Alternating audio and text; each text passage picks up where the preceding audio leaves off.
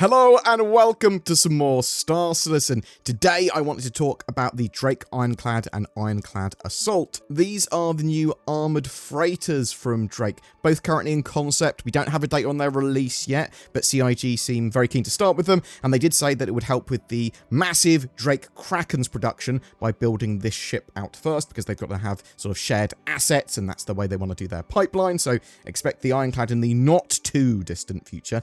I'm thinking middle of next year, but we'll wait and see. The Ironclad, the standard Ironclad, is a 6-person armoured freighter. It's available from $400 to $450 at the moment on sale, and the latter price being if you use store credit.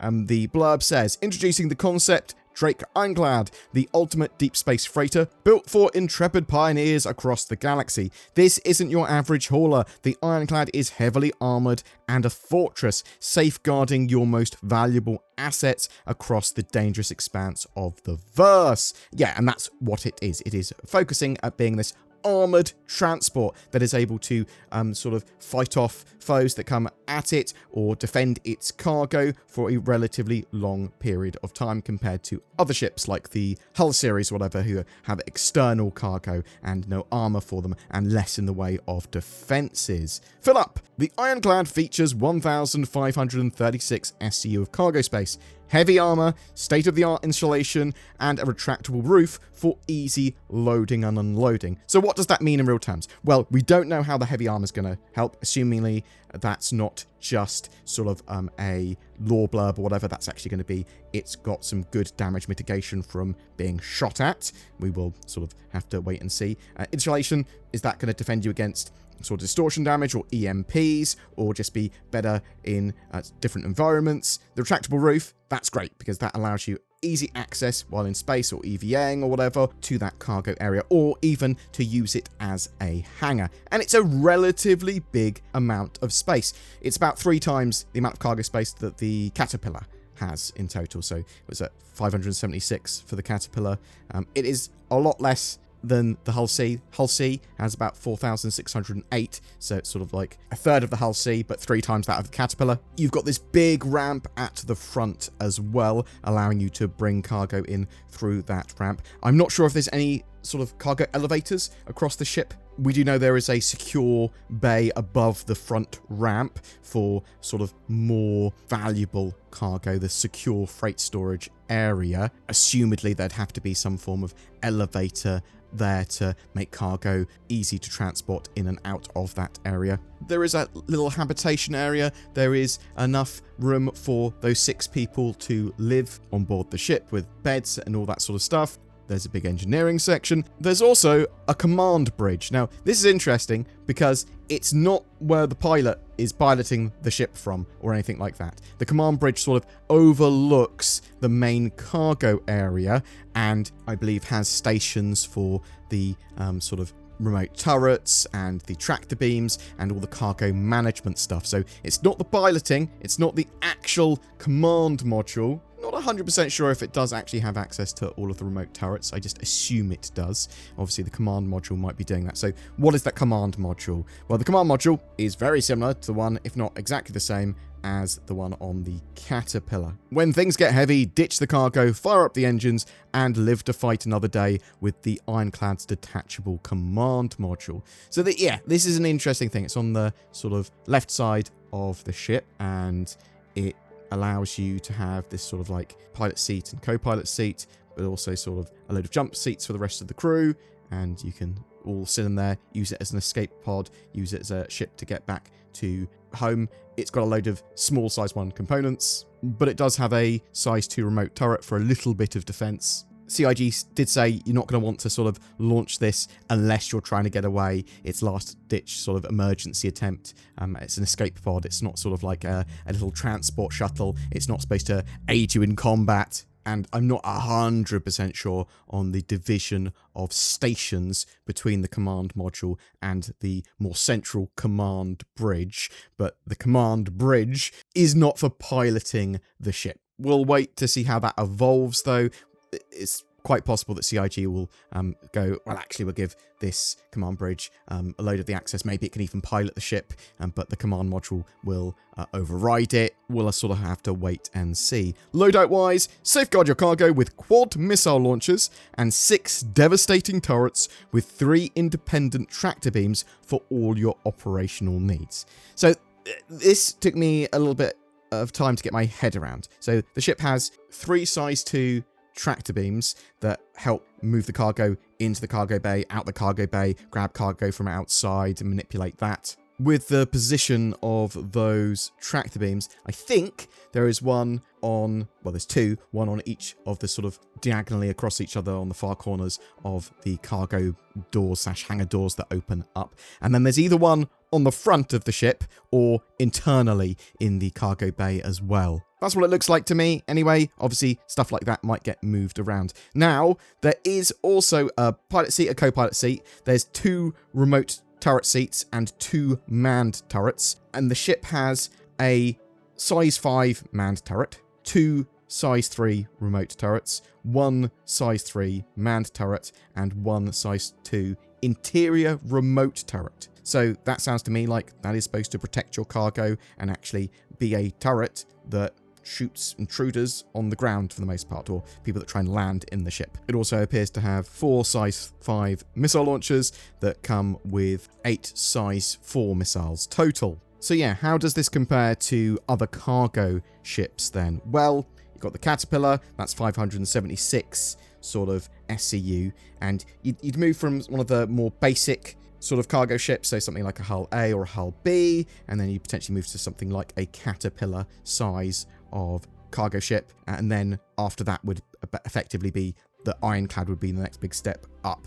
And that gives you sort of maybe less choice in the form of like modules and stuff like that, because Caterpillar very modular, but the Ironclad armored sort of freighter that you potentially could use as a hangar bay as well for a light assault carrier. And then if you wanted to go down the pure cargo route and go, well, I'll either go into safe areas, or I'm not going to be fighting pirates, or have escorts with me, then you might want to go to something bigger like the Hull C, which is sort of pure cargo, but it is external cargo, can't really be used as a hangar either, that Hull C. So it is going to be dependent on your sort of role and what you exactly want to do with the ship. There's a lot more potential profit to be made with that Hull C, but can you get it there? If you want to go through dangerous areas, it might be a much better idea to have an Ironclad. And obviously, it's a progression to some extent. But we also have the Ironclad Assault. So this is a more military combat variant of the Ironclad for a little bit of a different purpose. It's available for $465 to $525, with the latter price being the store credit price. It is described as the ultimate combined arms platform. The Ironclad Assault effortlessly carries heavy vehicles and squads of infantry with daunting auxiliary turrets, providing direct support. Add a full service garage capable of refueling, rearming, and even fabricating new components for ground vehicles, and you have a truly self-sufficient beast capable of meeting anything or anyone standing in your way. Ground control. A fortified ramp allows your Ironclad Assault to specialize in unleashing heavy ground vehicles on an unsuspecting battlefield, transport up to 4 full-sized armored vehicles, and deploy them with ruthless speed and efficiency. And yeah, it looks like you can quite comfortably carry 4 Tumbrel Nova tanks in there, but it also looks like you can have a Tumbrel Nova or something like that in the service area, in the sort of repair garage as well, separate from that. And that sort of repair area appears to be for rearm, repair, refuel, and component fabrication. This is a little tiny factory flying around. Shoot 'em up. The Assault model comes with 3, assumedly, additional quad turrets to provide lethal air support and clear landing zones, as well as an additional remotely operated size 3 turret for an offensive edge. It also appears that the pilot might have some more sort of weapon turrets at their disposal. Actually, just reading from the turrets list, you've got 1 size 5 manned quad turret, 2 size 3 quad remote turrets, and then you've got 2 size 3 remote turrets, 1 size 3 man turret, and again that size 2 interior remote turret. It appears that the ship has an additional 2 turret stations. It's got the same sort of missile loadout, but yeah, it's that component fabrication, the rearm, repair, and refuel bear that really interests me. There's a better ramp for sort of vehicles to be able to leave. I'm not sure if the ramp on the standard Ironclad can take a sort of Nova tank or a ballista coming into it, but this should be much more suitable for that. Standard Ironclad's obviously going to be able to take smaller vehicles, but not incredibly tall ones. You do lose about 30% of the cargo from the standard Ironclad on this version. It's only got 1152 SCU. I'm not 100% sure if the roof opens up either. Now, the roof looks the same.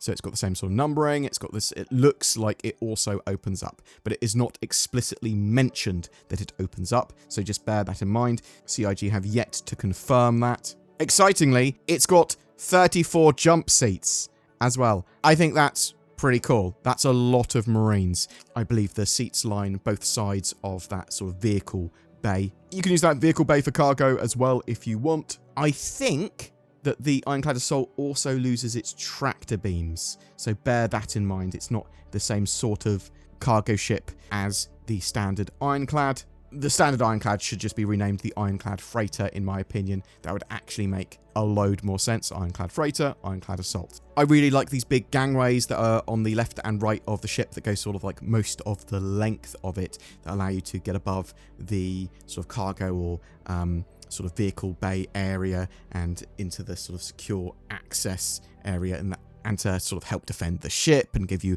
a better sort of overview and be able to just run above whatever else is going on below you. What else? Yeah, loaner for both is the Caterpillar. Both have that sort of central control tower for the overview of the sort of cargo or vehicle area, and don't 100% know the sort of breakdown of what systems that has control over. Don't 100% know if the command module is the same one that the Caterpillar has, but it looks very similar. It might just be a larger version of that. Now, these ships are really interesting for me because really, like, how does the Ironclad compare to other dropships and light carriers is a good question. If the roof still opens up on the Ironclad Assault, then that is a fantastic light carrier, and you can then start comparing it to things like the Anvil Liberator, which is very, very similar and allows you to bring a load of vehicles and ships into a fight to transport them around. Very, very sort of similar role. Anvil Liberator in concept as well, $575 at the moment. Actually, with the Liberator, they're very, very similar. They're even very similar size. So the Ironclad is 120 meters by 52 meters by 20 meters. So it's quite a large ship. It's not sort of Corvette sized, but it is sort of getting there. The standard Ironclad, though, that's going to be perfectly usable for players wanting to make it into a pocket carrier or whatever. I keenly await Cloud Imperium to clarify whether that Ironclad Assault has an openable roof and the intention for the command deck over the command module in a bit more detail. I'm also really interested to know what you think about these two mighty ships. I absolutely love them. I'm definitely going to be getting them in-game. I might upgrade one of my other ships to one of these bad boys. I am going to wait for a Q&A from Cloud Imperium. Hopefully that will be out with us in the next couple of weeks, and they'll be able to clarify exactly what's going on there. Something else I do want to say as well, all of its sort of components are large-sized components. So it sort of has like, I think 4 large shield generators. So that's going to be pretty tanky. Nothing sort of capital class or anything like that. But yeah. Is this something that you are going to be purchasing yourself, whether that be now or in-game? Do you already have one? Are you going to wait for the FAQ or questions and answers or whatever it is? When do you think we're going to see it in-game? Whatever your thoughts or questions on the ship, please chuck them down in the comments below. Also, check out Beam. Beam's on sale at the moment. It's a basic eye tracker program that makes use of your webcam and turns that into an eye tracker, which is suitable for Star Citizen. If you follow the links down below and use the code Star Citizen, you will get a big old discount on that. Also, there is NordVPN, which is a VPN that I support. Oh, I endorse them. It gives you greater accessibility, security, and privacy when you are using the interwebs. I use it. I love it. use the links down below, nordvpn.com/BoredGamer, to get a big discount as well. May in Star Citizen is about fleets and Fleet Week and flying with friends, and we've partnered up with Lunar Wolves, a Star Citizen org, to give away a fleet of ships. Commenting on any of my videos during the month not only gets you a chance to win a Spirit C1, but also a Constellation Andromeda, a Vanguard Sentinel, and a Corsair, courtesy of Lunar Wolves. They'll each be going out to a different winner chosen randomly from the video comments. But wait, there is more. Sign up to the Lunar Wolves recruitment page, link down below, for a chance for even more ships, including an RSI Polaris with lifetime insurance and a Hornet F7C Mark II. Winners of those will be selected randomly from eligible org signups. Lunar Wolves welcome all that share their passion for adventure and love of Star Citizen. You can learn more about them on their org page or at lunarwolves.org. If you would like to further support our channel, please like, subscribe, comment, share these videos. And if you'd like to go the extra mile, and I would love you to, please consider becoming a Patreon or clicking that join button under my videos. It goes a huge way in allowing us to make daily content and keep the channel going. You'll get some exclusive content from that as well. Only time Zin and I can actually put it out, as well as help evolve the channel with polls and suggestions and that sort of stuff. Thank you so much for watching to the end, and have a great May. It's going to be a good one.